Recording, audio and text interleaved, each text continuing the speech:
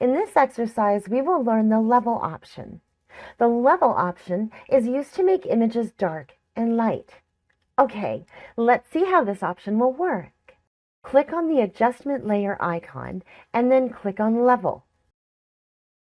Here we have a dark level point we can increase, and we can increase it by dragging it to this side. And here is a midpoint.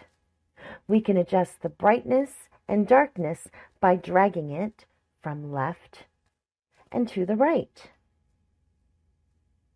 And here we can increase and decrease the specific color level. For example, if I choose red and adjust the level, something like this, we can see the red color is being more effective in the image. We also have presets option, darker, increase contrast 1, lighter, midtone, and we can use those options also.